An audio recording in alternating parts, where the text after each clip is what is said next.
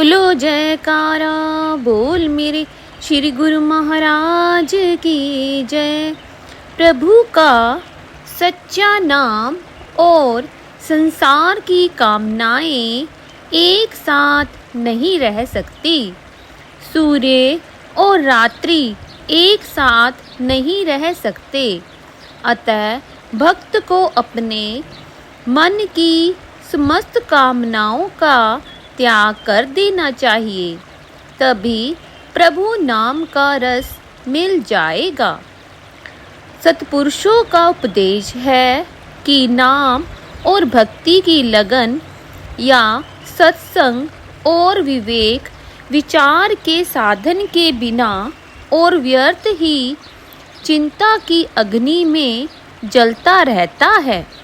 संसार के रसभोग तो मिथ्या सुख की झलक दिखलाकर फिर उसे दुखों के सागर में बहा देते हैं। यदि जीव मालिक के नाम से भूला हुआ और गाफिल रहता है तो जरूरी है कि वह मोह ममता के झूठे रस को अपना बना बैठा है। यह अज्ञानता निरंतर सत्पुरुषों के सत्संग के द्वारा ही दूर हो सकती है। यदि जीव का मन माया के अनेक प्रकार के रसों में लगा रहेगा तो फिर नाम के मीठे रस को वह नहीं पा सकेगा।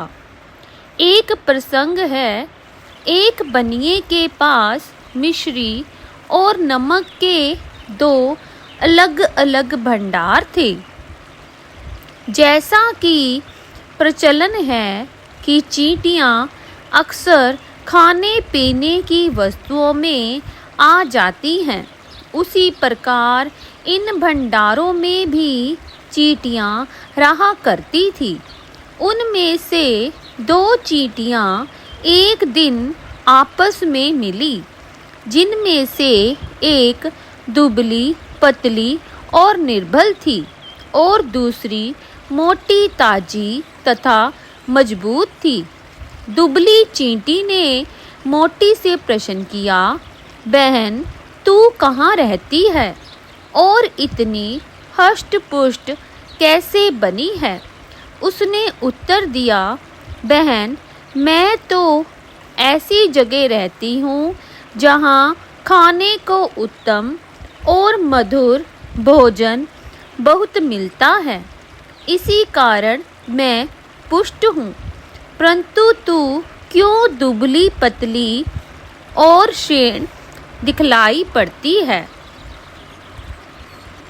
वह बोली, क्या बताऊं बहन, जब मैं रहती हूँ खाने को तो वहाँ भी बहुत है, किंतु ना जाने जिस किस कारण से मेरी देह दुबली हो रही है।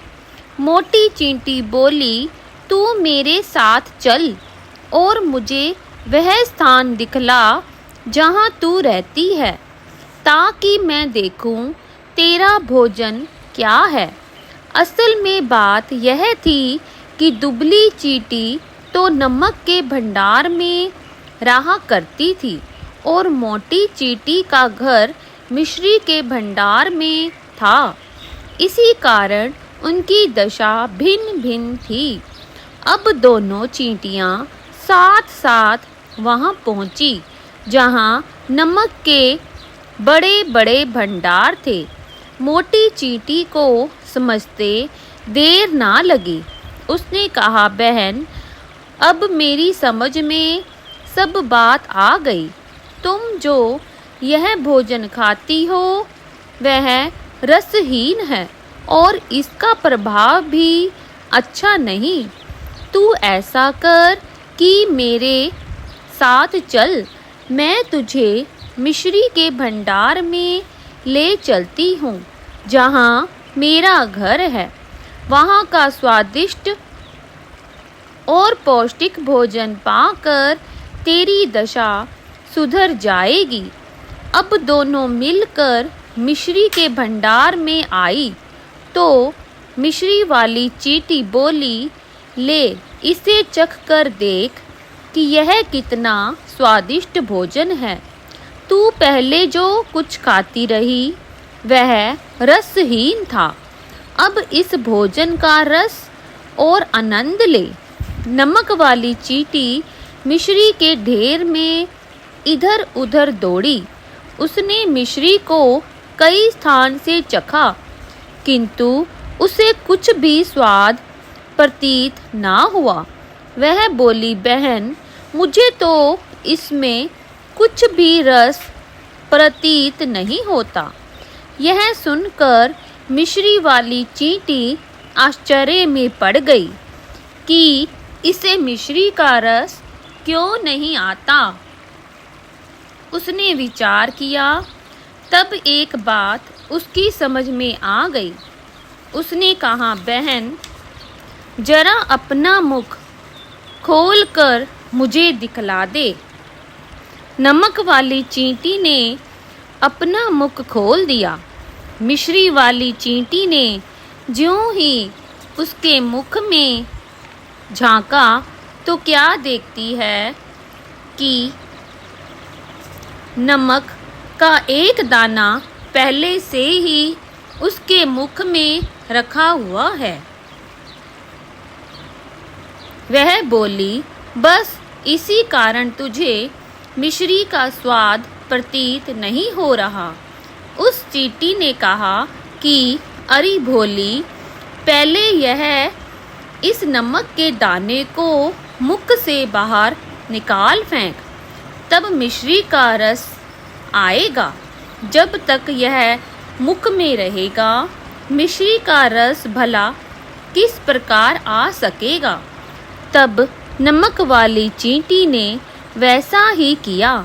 जो ही उसने नमक के दाने को मुख से फेंक कर मिश्री को चखा कि उसे मिठास मालूम होने लगी, तथा वह उसी रस में मगन होकर वही रहने लगी।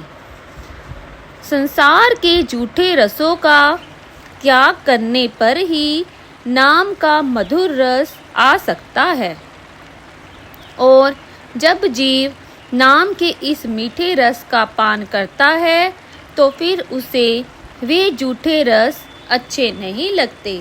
बोलो जयकारा बोल मेरे श्री गुरु महाराज की जय। दयालु श्री परमहंस महाराज की जय।